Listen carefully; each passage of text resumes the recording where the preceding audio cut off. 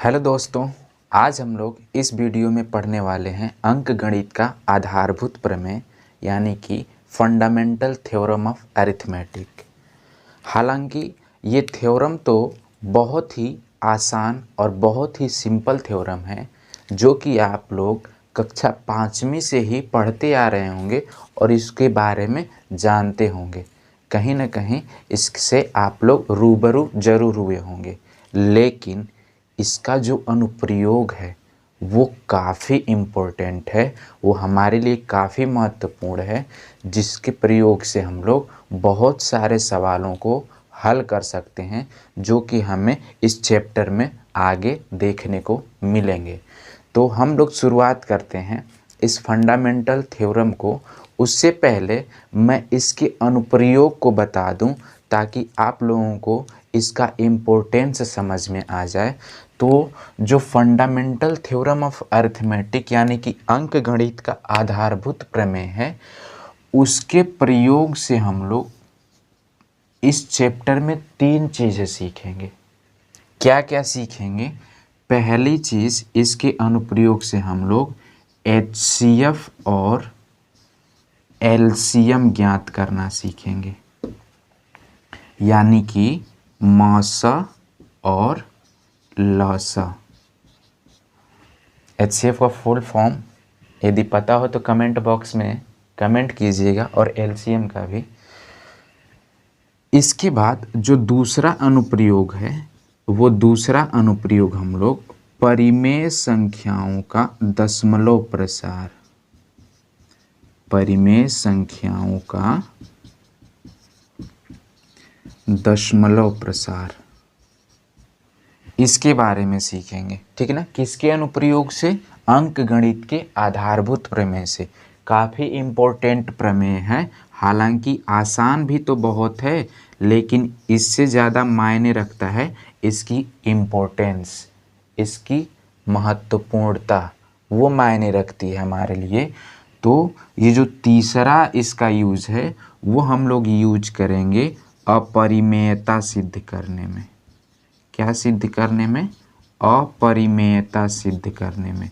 मतलब कि हम लोग इसके अनुप्रयोग से ये सिद्ध कर सकते हैं कि √2 एक अपरिमेय संख्या है, √3 एक अपरिमेय संख्या है, या 3 + √5 भी एक प्रकार की अपरिमेय संख्या है। तो ये थ्योरम तो काफ़ी आसान और काफ़ी साधारण सा है, ठीक ना? लेकिन इस थ्योरम का जो महत्व है वो काफ़ी ज़्यादा है, इसलिए इस थ्योरम को पढ़ना हमारे लिए बहुत आवश्यक है और बहुत ही ज़रूरी है। हमारे चैप्टर में दिया है तो हमें पढ़ना ही पड़ेगा। तो हमने इसके अनुप्रयोग देखे। हम लोग इस वीडियो में अंकगणित के आधारभूत प्रमेय को तो जानेंगे ही, साथ ही साथ हम लोग इसके एक अनुप्रयोग को भी सीखेंगे। क्या? इसके एक अनुप्रयोग को, यानी कि HCF और LCM ज्ञात करना सीखेंगे अंकगणित के आधारभूत प्रमेय से। और अगले वीडियो में हम लोग इसका जो दूसरा अनुप्रयोग और तीसरा अनुप्रयोग है वो हम लोग सीखेंगे। समझ में आई बात? तो हम लोग वीडियो में अब स्टार्ट करते हैं अपने मेन टॉपिक को, यानी कि अंकगणित के आधारभूत प्रमेय को पढ़ना। ठीक ना?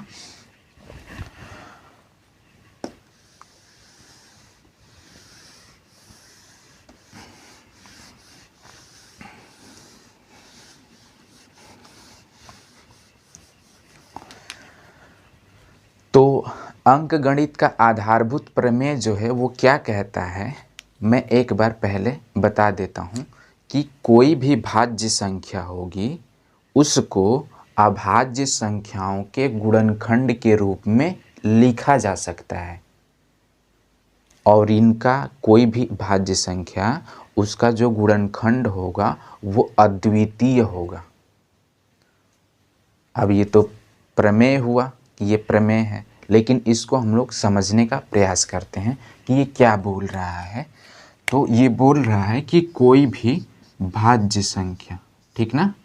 भाज्य संख्या के बारे में आपको पता है कि ऐसी संख्याएं जो स्वयं से कटती हैं, एक से कटती हैं। हालांकि एक से और स्वयं से तो सारी संख्याएं कटती हैं, लेकिन इसके साथ साथ वो किसी एक अन्य संख्या से भी कटती हो, कम से कम किसी एक अन्य संख्या से भी कटती हो, उसको बोलते हैं भाज्य संख्या। अब आप लोग कमेंट बॉक्स में मुझे ये बताइए कि सबसे छोटी भाज्य संख्या क्या होती है। लास्ट में मैं बताऊंगा। इसके बाद आती है, मैंने बताया अभाज्य संख्या के बारे में। तो अभाज्य संख्या वो होती है जिसका केवल और केवल एक और वो स्वयं जो संख्या होगी वही दोनों भाजक होंगे, बाकी और कोई भी उसको विभाजित नहीं कर पाता होगा। तो जैसा कि थ्योरम बोला है, प्रमेय बोला है कि कोई भी भाज्य संख्या होगी उसको अभाज्य संख्याओं के गुणनखंड के रूप में लिखा जा सकता है। तो मैं इसको उदाहरण के तौर पे यदि समझाऊं तो मैं ले लेता हूं एक संख्या 24 ठीक ना। अब इस संख्या का यदि हमें अभाज्य गुणनखंड निकालना हो तो मैं लिख सकता हूं 2 × 2 × 2 × 3। ये जो लिख कर आया हमारे सामने यही है 24 का अभाज्य गुणनखंड। यानी कि ये देखो 2 2 2 3 ये सारी अभाज्य संख्याएं हैं और गुणा के रूप में लिखी हुई हैं। यानी कि 24 का ये अभाज्य गुणनखंड हुआ। बात समझ में आई। तो प्रमेय क्या कहता है कि कोई भी भाज्य संख्या होगी, यहाँ पे देखो लिखा हुआ है, कोई भी भाज्य संख्या होगी उसको अभाज्य गुणनखंड के रूप में लिखा जा सकता है तथा इसका जो गुणनखंड होगा अभाज्य गुणनखंड के क्रम को ध्यान में रखे बिना अद्वितीय होता है। ये लास्ट लाइन क्या बोल रहा है उसको समझने का प्रयास करते हैं, ठीक ना। ये बोल रहा है, थ्योरम जो प्रमेय है ये बोल रहा है कि कोई भी भाज्य संख्या होगी उसको अभाज्य संख्याओं के गुणनखंड के रूप में लिखा जा सकता है। हालांकि इसका क्रम यदि हम लोग कहें तो यदि मैं सोचूं कि 3 को पहले लिख दूं और 2 बाकी को बाद में लिख दूं, या फिर मैं सोचूं कि 3 को बीच में रख देता हूं और 2 को किनारे किनारे, इन संख्याओं का ये क्रम इधर उधर हुआ है, लेकिन सिर्फ और सिर्फ इसमें भी वही संख्या होगी, इसमें भी वही संख्या होगी और इसमें भी वही संख्या होगी। यानी कि 24 का सिर्फ और सिर्फ अकेला एक अभाज्य गुणनखंड ये कहें तो होंगी जो कि एक संख्या का समूह होंगी। क्या समझ पा रहे हो मेरी बात को? एक बार फिर से समझो। कोई भी भाज्य संख्या होगी तो उसका एक अकेला अभाज्य गुणनखंड होगा, अकेला यही होगा, ठीक ना। हाँ, इसका क्रम बदलोगे तो ये इधर उधर संख्याएं हो सकती हैं, लेकिन इन्हीं में से ही कोई सभी संख्याएं होंगी। जैसे देखो इसमें 1 3 है और 3 2 हैं, इसमें भी 1 3 है और 3 2 हैं, इसमें भी 1 3 है और 3 2 हैं। इनका क्रम इधर उधर हुआ है, लेकिन जो अभाज्य गुणनखंड हैं वो तो वही है ना संख्याएं। समझ पा रहे हो? तो इस तरीके से जो अंक गणित का आधारभूत प्रमेय है वो ये कहता है कि कोई भी भाज्य संख्या होगी उसका अभाज्य गुणनखंड किया जा सकता है, और जो अभाज्य गुणनखंड होगा क्रम को बिना ध्यान में रखते हुए अद्वितीय होता है। मतलब यदि क्रम को ध्यान में न रखें तो सिर्फ और सिर्फ यही आपका अद्वितीय अकेला गुणनखंड होगा। बात समझ आई? अब हमारे पास प्रश्न ये उठता है कि कोई संख्या दी हो, यदि वो भाज्य संख्या हो तो उसका अभाज्य गुणनखंड हम कैसे निकालें। जैसे कि मान लो यहाँ पे 24 था तो हमने लिख दिया। यदि कोई बड़ी संख्या दे दी जाए, जैसे कि एग्जाम्पल के तौर पे यदि मैं ले लूँ मान लो एग्जाम्पल के तौर पे यदि मैं लेता हूँ 360, ठीक ना। 360 का आप अभाज्य गुणनखंड करके दिखाओ, तो ये हम लोग कैसे निकालेंगे अभाज्य गुणनखंड। तो इसके लिए एक प्रक्रिया है भाग की, ठीक ना। आप लोग बचपन से करते आ रहे होंगे, जैसे एलसीएम निकाला जाता है। आप क्या करोगे, इसको देखोगे तो ये संख्या 2 से कटेगी। क्यों कटेगी? क्योंकि इसका लास्ट अंक, इकाई का अंक 0 है। यदि आपको विभाज्यता का नियम जानना है तो डिस्क्रिप्शन में एक लिंक है, वहाँ से आप विभाज्यता के नियम को समझ सकते हैं कि 2 से कौन कौन सी संख्याएं विभाजित होती हैं, 3 से कौन कौन सी संख्याएं विभाजित होती हैं, 9 से कौन कौन सी संख्याएं विभाजित होती हैं, या फिर 11 से, ठीक ना। तो हम लोग आते हैं अपने टॉपिक पे। तो 360 जो है 2 से डिवाइड हो जाएगा, तो 2 से डिवाइड करते हैं, 2 एकम 2, यहाँ से बचा 1, 16 हुआ, 2 8 16, ये 0। फिर 2 से कटाएंगे तो 9 बार में कटेगा, ठीक। फिर 2 से कटाएंगे तो 45 बार में कटेगा। अब ये 2 से विभाजित नहीं होगा, लेकिन 3 से विभाजित होगा। तो 3 से कटाएंगे तो 3 एकम 3, 3 पाँचे 15। फिर 3 से विभाजित होगा, 3 पाँचे 15। फिर 5 से विभाजित होगा 1। तो ये जो अंक आए हमारे पास, ये सभी अभाज्य गुणनखंड हैं। ये अभाज्य गुणनखंड निकालने का एक तरीका है। तो हम लोग लिख सकते हैं 360 का अभाज्य गुणनखंड 2 गुणते 2 गुणे 2 गुणे 3 गुणे 3 गुणे 5। ये जो संख्या निकल कर आया, ये अभाज्य गुणनखंड हुआ 360 का। समझ में आई बात। इसी तरीके से और एग्जाम्पल लें।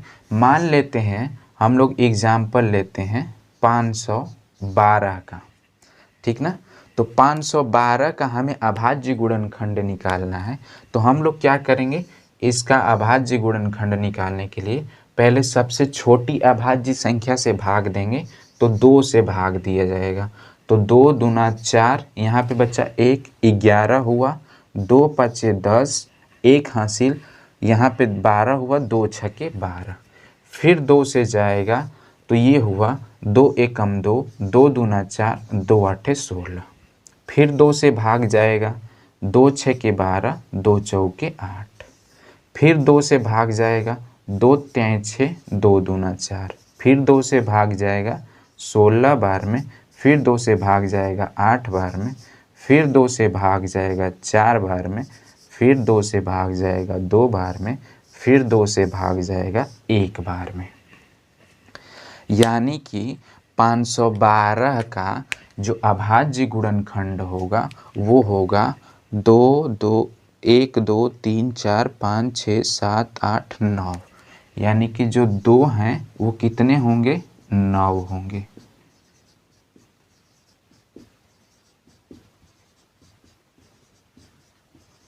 नौ। 512 का जो अभाज्य गुणनखंड निकल के आया, कुछ ये आया। समझ में आई बात। तो ये तो रहा हमारा फंडामेंटल थ्योरम ऑफ अरिथमेटिक, यानी कि अंक गणित का आधारभूत प्रमेय। और उसमें हम लोग कोई भी संख्या दी हो, भाज्य संख्या, उसका अभाज्य गुणनखंड कैसे निकाला जाता है, ये हमने सीखा। और ये तो आप बचपन से ही सीखते आ रहे होंगे कि नहीं। लेकिन इसका जो इम्पोर्टेंस है वो इसका प्रयोग है।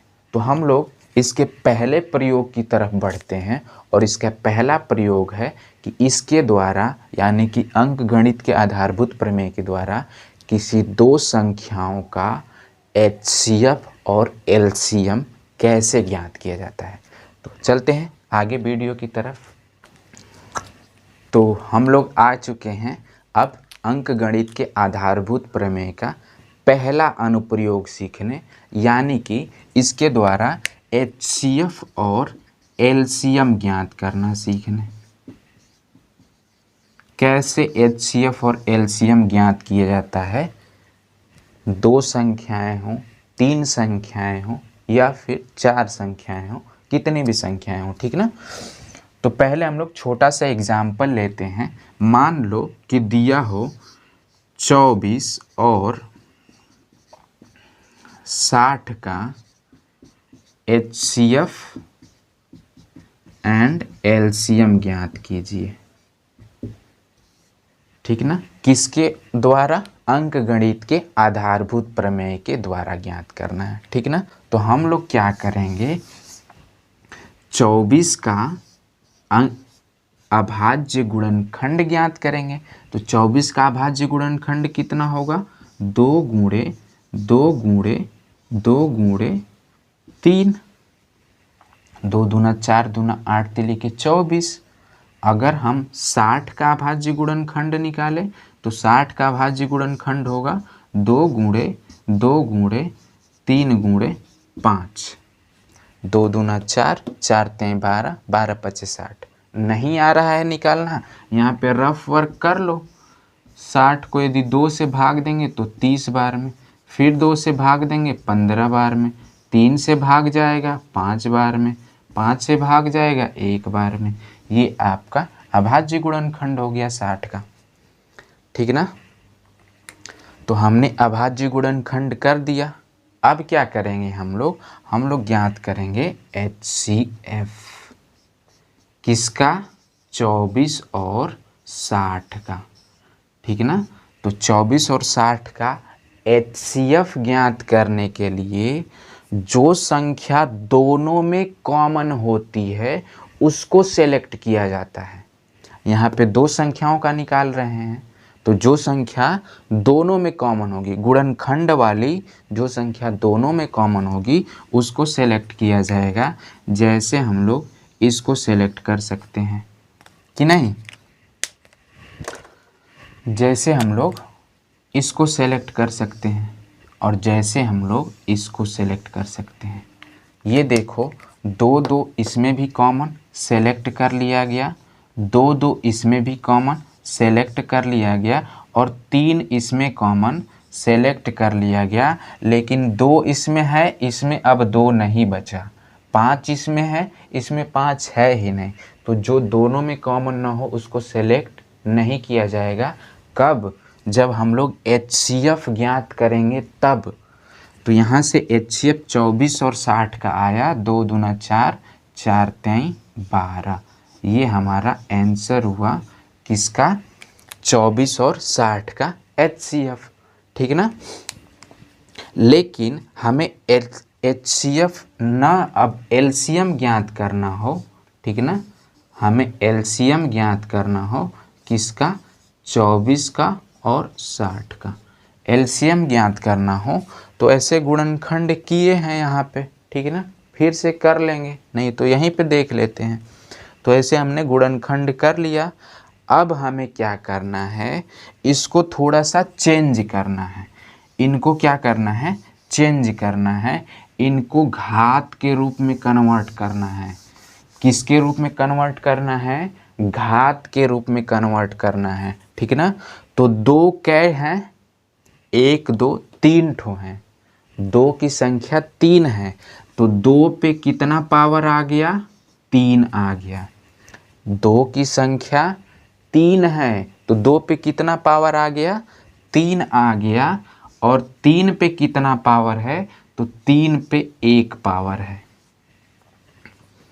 2 पे 3 पावर क्योंकि 2 की संख्या 3 है और 3 पे 1 पावर क्योंकि 3 1 है।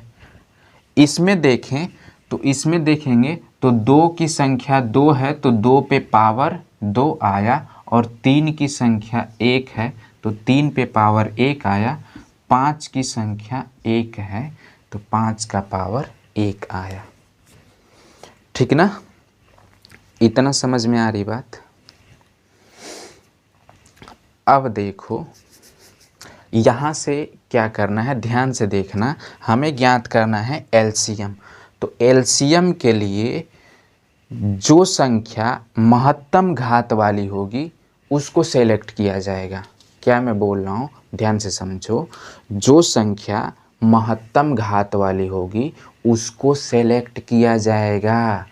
तो यहाँ पे देखेंगे तो 2 इसमें 3 घात वाला है, इसमें 2 घात वाला है, तो कौन सेलेक्ट किया जाएगा?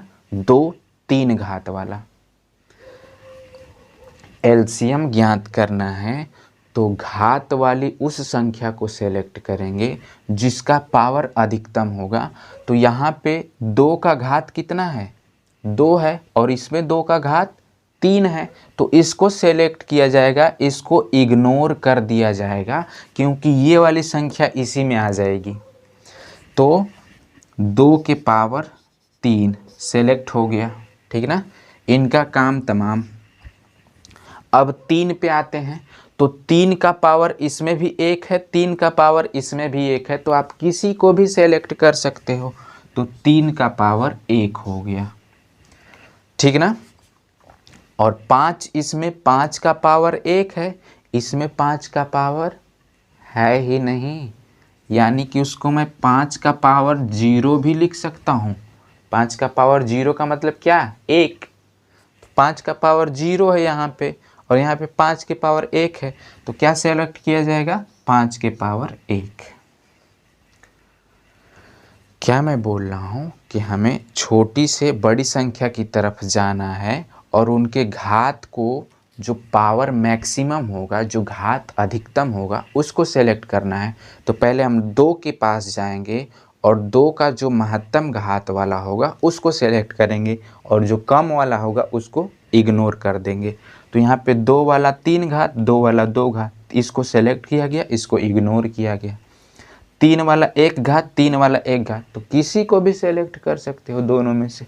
यहाँ पे 5 का पावर 1 था, यहाँ पे 5 का पावर है ही नहीं, तो इसको सेलेक्ट कर लिया जाएगा क्योंकि इसमें तो है 1 घात।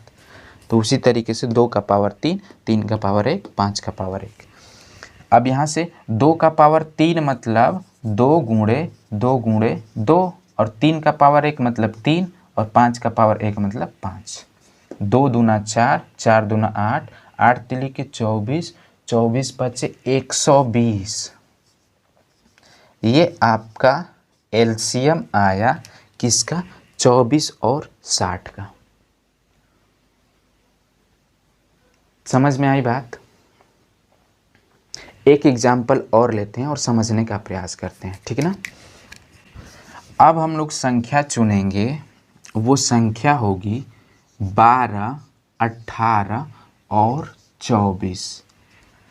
अब हम लोग 3 संख्याओं पे इसका प्रयोग करेंगे अंकगणित का आधारभूत प्रमेय, ठीक है ना। तो पहले हम लोग 12 का अभाज्य गुणनखंड निकालेंगे। तो कितना आएगा भाई? 2 गुणे 2 गुणे 3 आएगा। 2 दूना 4 3 12। नहीं आ रहा वहाँ पे कर लो रफ पे। 18 का करेंगे तो 2 गुणे 3 गुणे 3, 2 3 6, 6 तिली 18। 24 का करेंगे तो 24 का आएगा 2 दूना 4, 4 दूना 8, 8 तिली के 24। ये हुआ अभाज्य गुणनखंड। अभाज्य गुणनखंड हो गया। अब हमें क्या ज्ञात करना है? HCF। किसका HCF ज्ञात करना है? 12, 18 और 24 का। तो HCF में मैंने क्या बताया है कि जो दोनों में कॉमन थी उसको सेलेक्ट किया जा रहा था, जो कॉमन नहीं था उसको इग्नोर कर दिया जा रहा था। तो HCF में अब यहाँ पे तो 3 संख्या है, तो जो संख्या तीनों में कॉमन होगी उसको सेलेक्ट किया जाएगा, और जो संख्या तीनों में कॉमन ना होगी उसको इग्नोर कर देंगे। जैसे कि ये देखें तो ये 2 जो है तीनों में कॉमन है, तो इसको सेलेक्ट कर लिया गया। अब आगे बढ़ें तो 2 इसमें मिल रहा, इसमें अब 2 मिल ही नहीं रहा, तो 2 का काम तमाम। 2 अब सेलेक्ट ही नहीं किया जाएगा क्योंकि इसमें है मौजूद ही नहीं है। भले इसमें और इसमें मौजूद है लेकिन इसमें मौजूद ही नहीं है। अब 3 की तरफ बढ़े तो 3 इसमें भी है, इसमें भी है और इसमें भी है, तो 3 सेलेक्ट किया जाएगा। क्या अब इस 3 के अलावा और कोई ऐसी संख्या होगी जो तीनों में मौजूद है? जी नहीं। तो यहाँ से हमारे पास निकल कर आया 2 3 6। ये आया आपका एलसीएम, सॉरी HCF 12, 18 और 24 का। लेकिन यदि हम लोग एलसीएम की बात करें, ठीक है ना, किसकी बात करें, यहाँ पे लिखता हूँ, एलसीएम की बात करें, तो एलसीएम के लिए हमें क्या करना होगा, एलसीएम के लिए हमें क्या करना होगा, एलसीएम के लिए हमें इनको घात के रूप में कन्वर्ट करना होगा, ठीक है ना। तो इसको घात के रूप में कन्वर्ट करेंगे तो 2 ठो 2 है, तो यानी कि 2 के पावर 2 हो गया, और 1 ठो 3 है तो 3 के पावर 1। 2 की संख्या जितनी रहेगी पावर उस पे उतना जाएगा, तो 2 ठो था 2 पावर गया, इसमें 2 1 ठो है तो 1 ठो पावर जाएगा, 3 कै ठो है 2 ठो है तो 3 पे 2 पावर जाएगा, ठीक। इसी तरीके से इसकी पावर में को कन्वर्ट करेंगे तो 2 के पावर 3 होगा और 3 के पावर 1 होगा। देखो 1 2 3, ठीक ना, तो 2 के पावर 3 हो गया और 3 के पावर 1 हो गया, ऐसा हमने कन्वर्ट कर दिया गया, ठीक ना। अब इसके बाद क्या करते हैं, एलसीएम ज्ञात करने के लिए हम लोग पहले छोटी संख्या के पास जाते हैं, जैसे कि 2 के पास जाएंगे, फिर 3 के पास जाएंगे, फिर 5 के पास जाएंगे, फिर 7 के पास जाएंगे।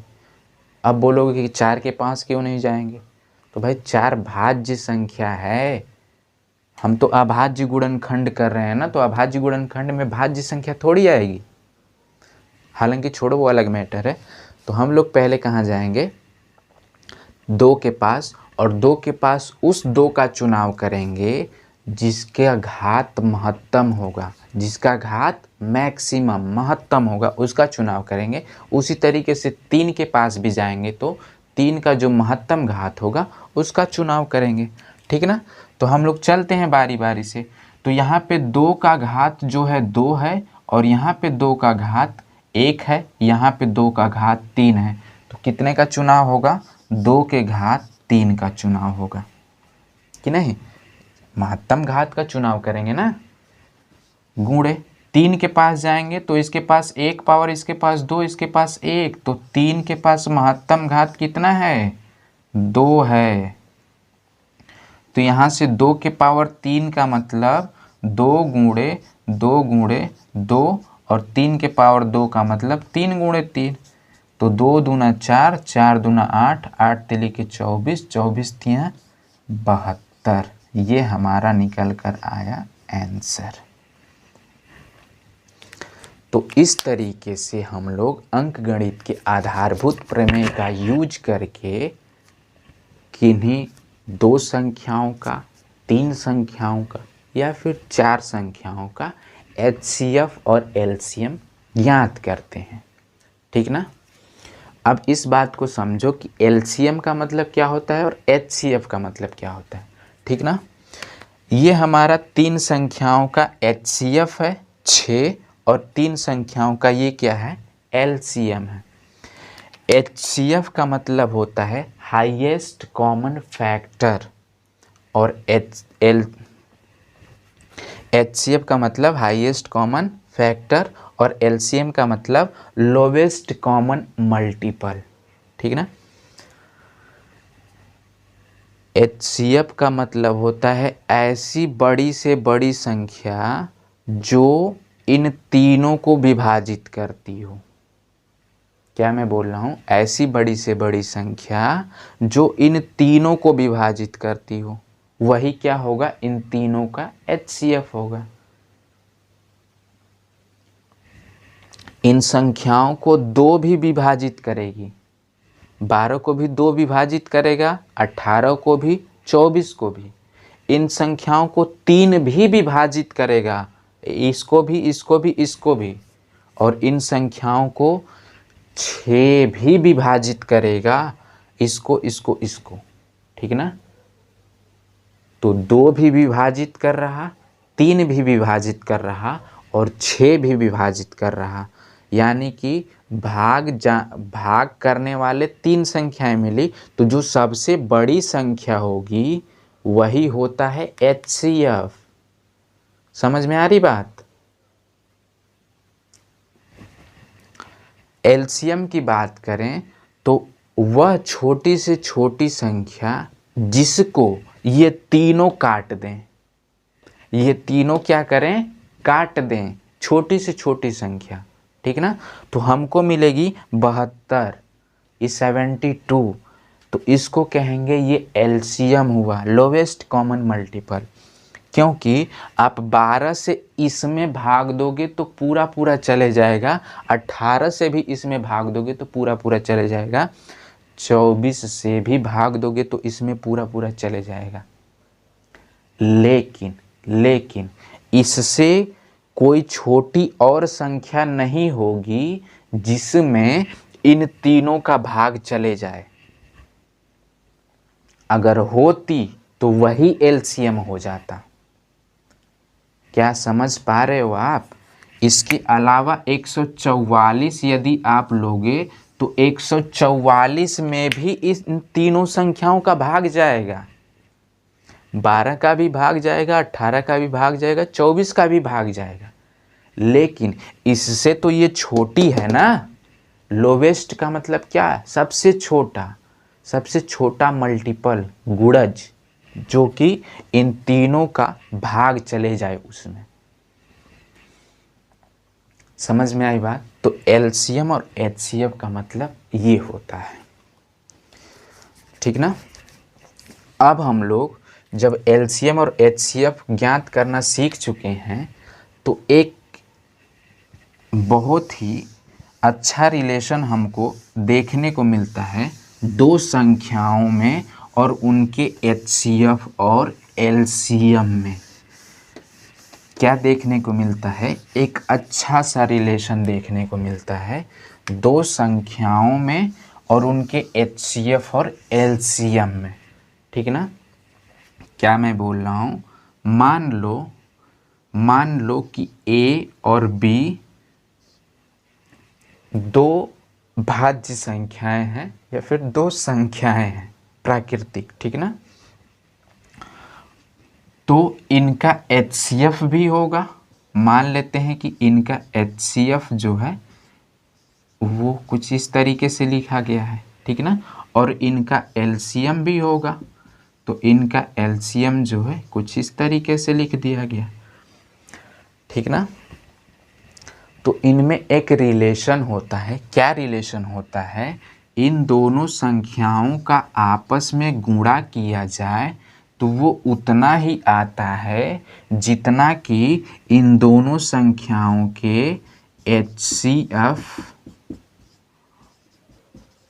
और एलसीएम का गुणा किया जाए। क्या मैं बोल रहा हूँ? थोड़ा ध्यान से समझने का प्रयास करो। दो संख्याएं होंगी, उनका एचसीएफ भी होगा, एलसीएम भी होगा, तो दो संख्याओं का गुणा करने पे उतना ही आता है जितना कि इनके एचसीएफ और एलसीएम का गुणा करने पे। एग्जाम्पल के थ्रू देखते हैं। अभी हमने पीछे एक एग्जाम्पल लिया था 24 और 60 का, ठीक ना। दो संख्याएं थी, इनका एचसीएफ कितना आया था? एचसीएफ की बात करें तो कितना आया था? 12 आया था। एलसीएम की बात करें तो कितना आया था? 120 आया था, ठीक ना। इनका एचसीएफ निकालेंगे तो 12 आएगा, एलसीएम निकालेंगे तो 120 आएगा। अब देखते हैं गुणा करके। 24 का 60 में गुणा होगा तो कितना आएगा भाई? 24 का 60 में गुणा होगा तो एक तो जीरो लिख दिया हमने, 6 चौके 24, 6 दूना 12 और 2 14, 1440 आया इन दोनों संख्याओं का गुणनफल। यानी कि ए गुणते बी कितना आ गया भाई? 1440। एचसीएफ और एलसीएम का गुणा करके देखते हैं। 12 गुणते 120 तो जीरो तो हो गया, 12 बरहियम 144, ये भी आ गया 1440, 1440 कि नहीं। यानी कि एलसीएम और एचसीएफ का भी गुणनफल 1440। यानी कि इससे सिद्ध होता है कि दो संख्याएं हों तो उनका गुणनफल उतना ही आता है जितना इनके एचसीएफ और एलसीएम का गुणनफल होता है। समझ में आई बात? तो इसके प्रयोग से कई तरह के क्वेश्चन हल किए जाते हैं। जैसे हमको दो संख्याएं दे देगा, उनका HCF दे देगा और क्या पूछेगा, LCM पूछेगा।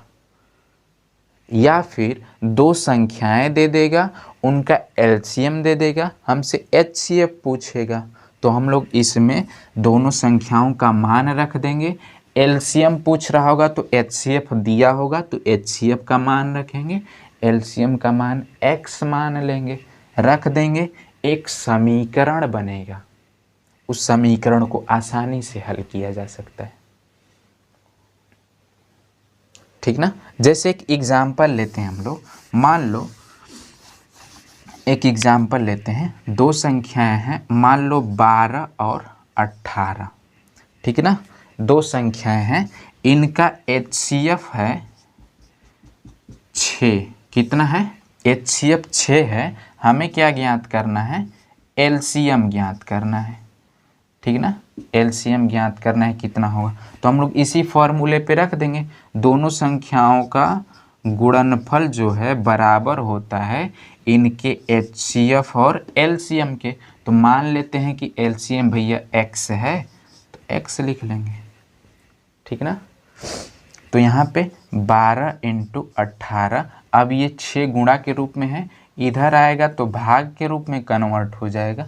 यहाँ पे x 6 दूना के 12, 18 दूना 36, x कितना आया, 36 आया। यानी कि इन दोनों संख्याओं का LCM कितना होगा, 36 होगा। क्या समझ पाए आप?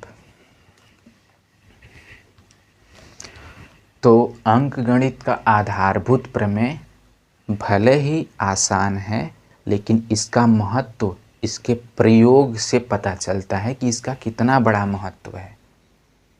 जिसमें कि एक महत्व हमने दो संख्याओं का या तीन संख्याओं का HCF और LCM ज्ञात करके देखा। अगले वीडियो में हम लोग इसका ही अनुप्रयोग देखेंगे। उसमें हम लोग परिमेय संख्याओं का दशमलव प्रसार, कि किस परिमेय संख्या का दशमलव प्रसार कैसा होगा वो सीखेंगे। साथ ही साथ अपरिमेयता सिद्ध करने में वो सीखेंगे। तो इस वीडियो में बस इतना ही।